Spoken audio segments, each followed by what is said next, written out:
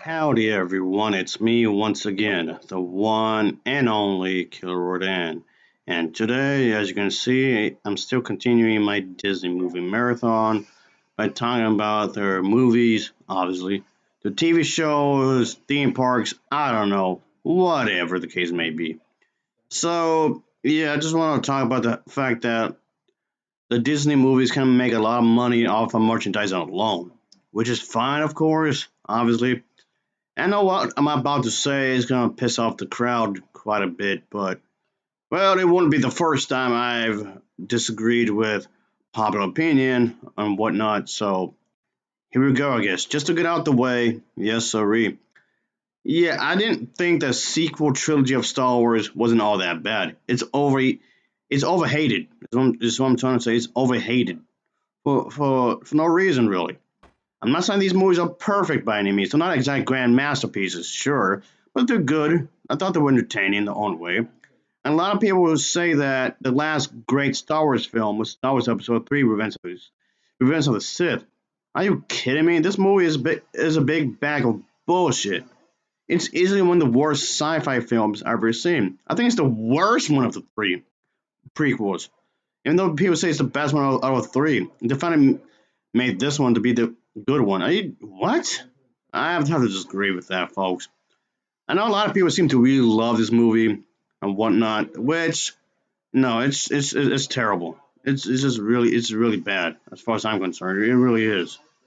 But like I said, it wouldn't be the first time I've wanted to disagree with a lot of people, with the masses, so to speak, I guess. And just thought bring that up just so you get the mindset of what this video is about. Just like how I prefer Wendy's over Carl's Jr. Carl's Jr. is fine, I guess, but I like Wendy's a lot more. But that's just me, though. Whatever. So anyway, and to get more to the point here, speaking of movies that's been needlessly hated on for no reason really, like at all, I have to bring up the fact that yes, the first Frozen movie, which yes made a lot of money during his theatrical run, and yeah, that's definitely a thing, folks. And the thing is that, unfortunately, despite the high rating that this movie got, yeah, those large number of reviews, I would say was terrible. It was poorly received, actually. So yeah, I couldn't actually discuss these individually, which I'm not going to really, to be honest here, folks. But yeah, just do a bit of a compilation here, folks, of these videos. So the first Frozen film, despite its success, was actually poorly received, really. I'm not going to show every single one of these, but I'm going to show a decent number of them because, yeah, there's quite a few that they didn't like this movie. Again, I disagree with every single one of them. I could go into further detail as to why each individual one is is nonsense, but this video would be a lot longer than what it is. Yeah, this is going to be already a fairly lengthy video right now. But yeah, none of these none of these reviews here are incorrect, really. They're not in the right like at all. Yeah, just I find it odd that this movie got slammed with terrible reviews, saying that it's despicable, it's dreadful, it's terrible. Like, what? Did we see the same movie? I don't think we did at all. But okay. Yeah, so yeah, a lot of people just basically joined the hate train, just like they did with the sequel trilogy of Star Wars. Did the same thing with Frozen, the first one. But yeah, I just thought I'd just mention this again to give you the idea here of what I'm trying to aim for here, really. So it's just unfortunate, yes, even this film gets some terrible reviews in the sense that like a lot of people didn't seem to like it, like at all, whatsoever. Yes, I would say something to do with the fact that a lot of these people prefer the older films from the 30s and 40s and 50s and whatnot. And just, yeah, I'm not really the one for nostalgia, if I'm gonna be honest with you, folks. I don't like nostalgia here, like at all. And someone took it as far as to say that this movie is why Disney is officially dead.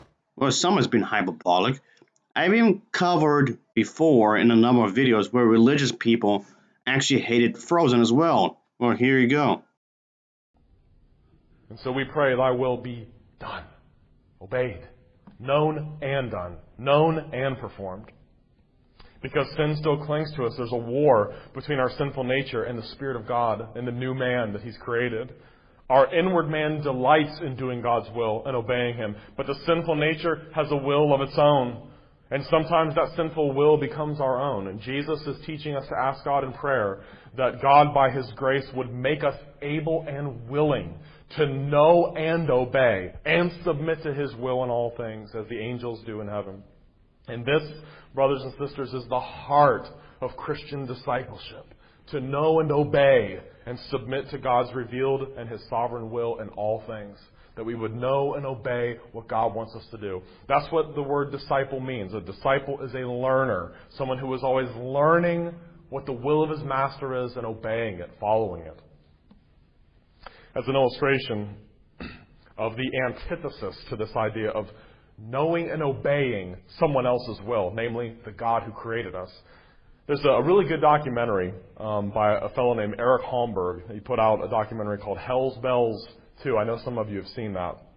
It's just a very long expose on the darker side of rock and roll and heavy metal music, and it's well worth watching. And one of the largest themes developed throughout the whole documentary, which I'd never noticed before, but he does such a good job of documenting this, it makes it absolutely undeniable. In this 6-hour-long documentary is the idea of doing what you want. Do what you will is so much the theme of lyricists and songwriters for decades and decades on end.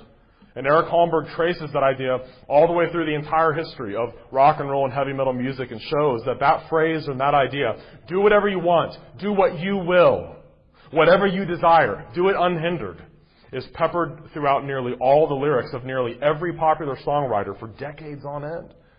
That notion, do what thou will, shall be the whole of the law. That phrase, do what thou will, shall be the whole of the law, was pushed forward by the very dark occultic figure and one of the most influential occultists of the 20th century, a man named Aleister Crowley. This man was labeled by the British press during his own lifetime as, quote, the wickedest man on earth, end quote. His influence in the area of rock and roll is incalculable. Even the Beatles have a picture of Aleister Crowley's face on the album cover of the Sgt. Pepper album. Remember, they have all those faces all over it? Aleister Crowley's face is right on there. One of the darkest, most evil, anti-Christian figures in modern history, of the 20th century. My point in sharing that with you is this notion. Do what thou will shall be the whole of the law is the very antithesis, the precise opposite of what Jesus is commanding His disciples to ask God for every time they pray. That your will would be done. Not mine, but your will would be done. This is what beats in the heart of a true Christian, a true follower of God, is a desire for God's glory, God's will, God's plan and purposes to be the center. A desire for God's name to be exalted. A desire for the will of God to be done instead of our own. And that conflict of wills, that conflict of plans and desires is as old as Adam in the Garden of Eden, isn't it?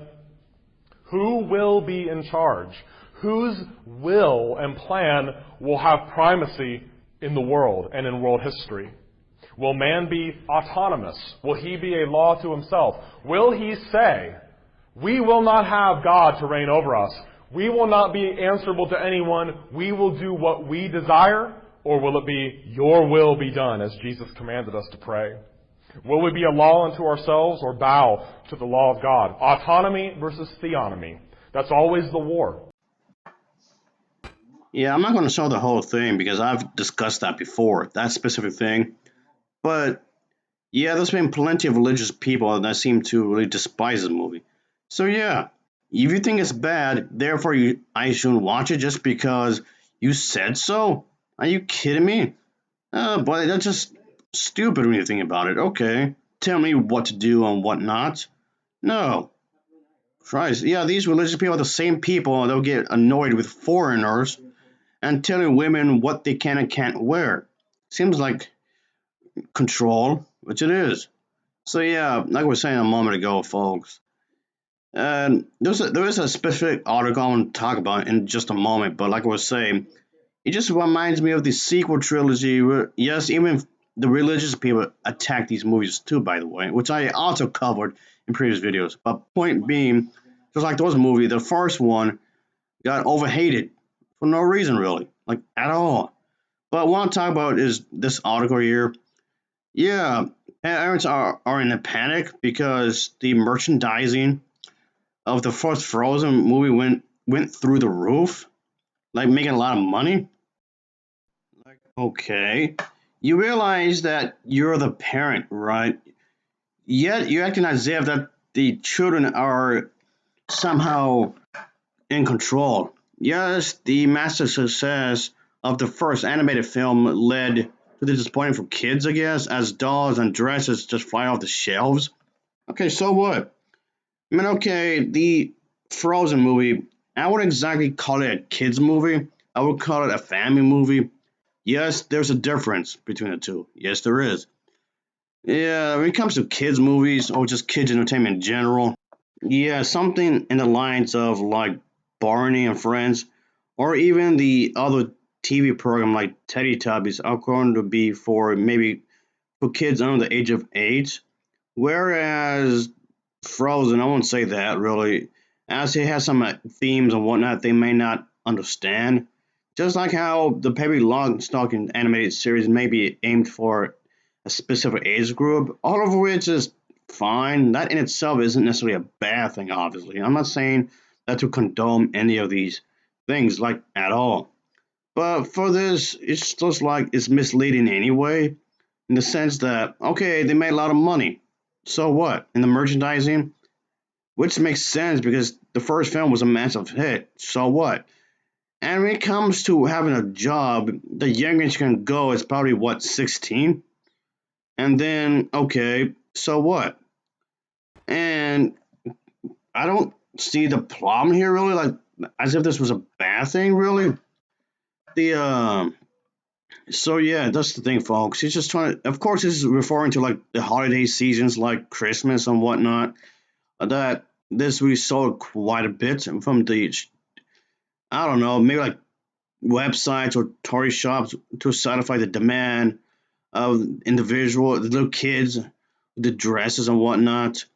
So I know the fact that it, this alone, the fact that it's making a lot of money is driving some. Okay, I should say a lot of parents. It's driving a lot of parents up the wall.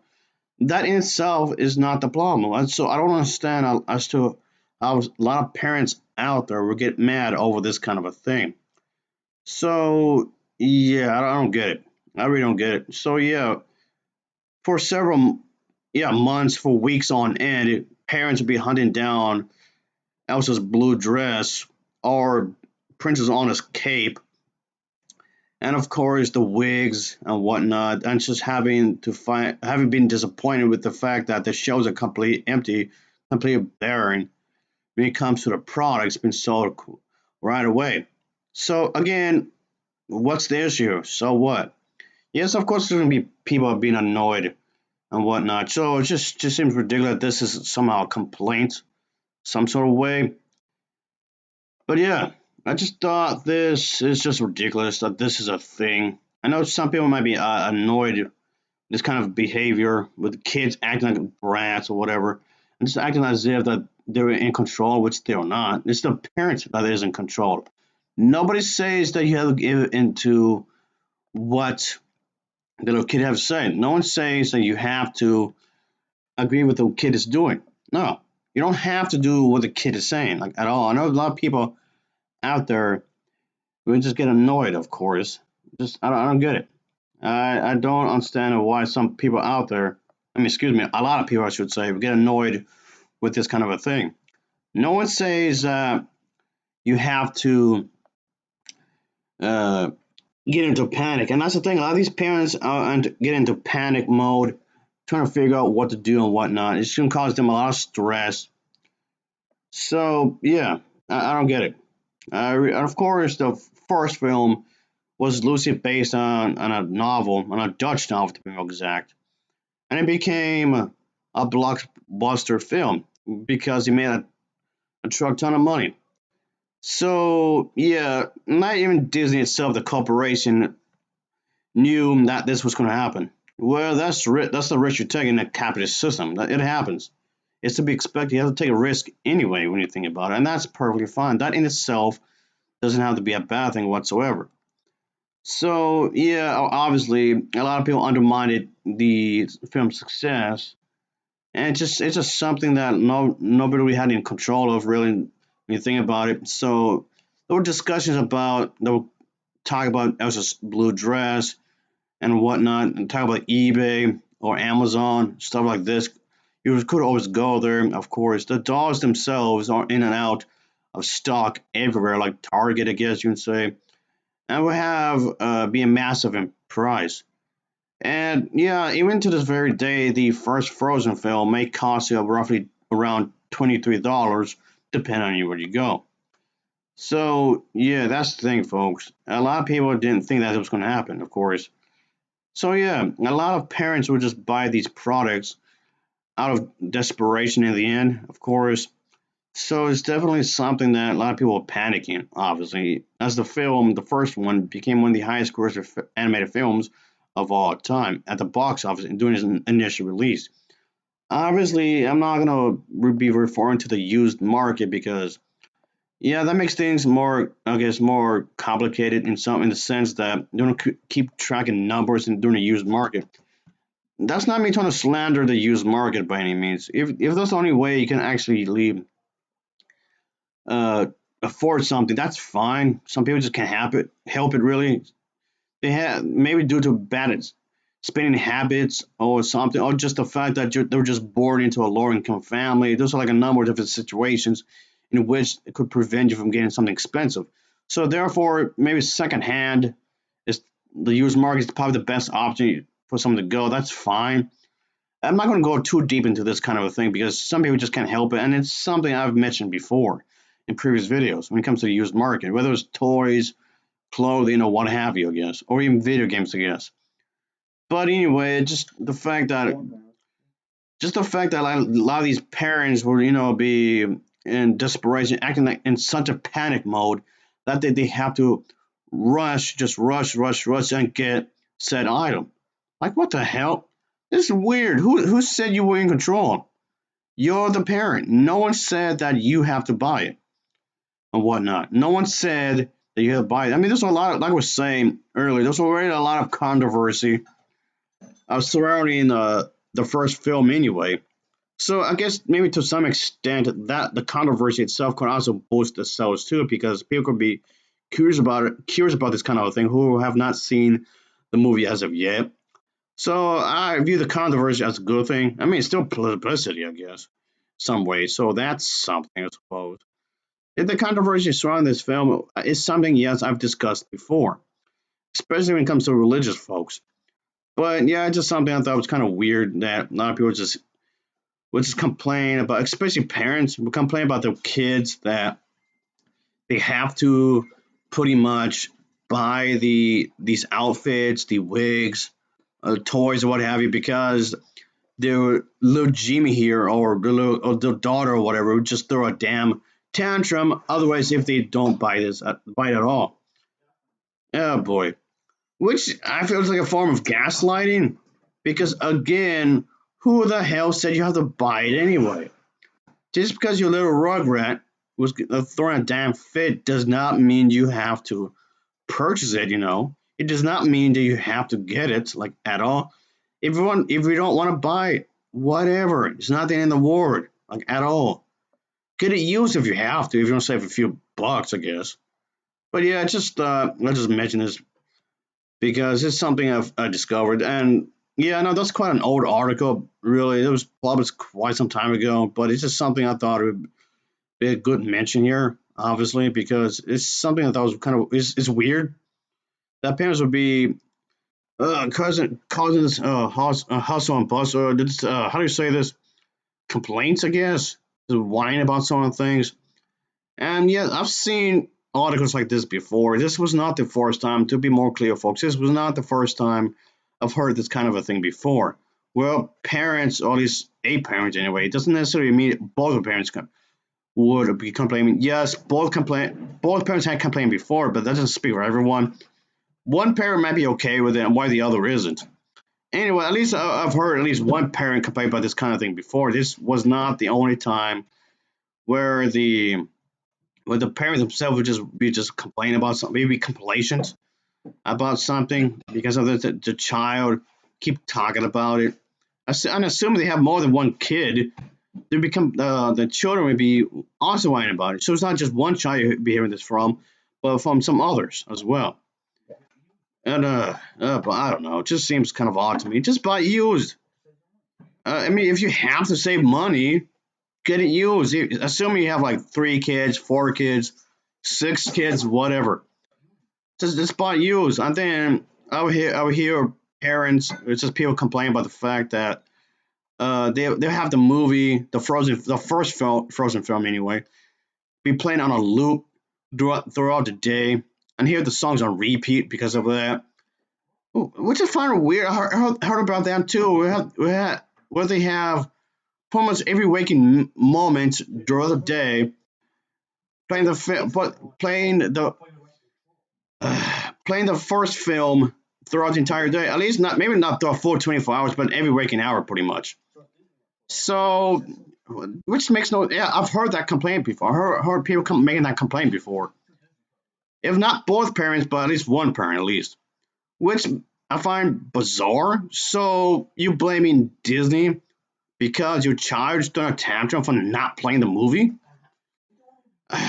Which I don't. That's something I don't understand. It comes back with the whole toys thing, the dolls, the merchandising, like socks.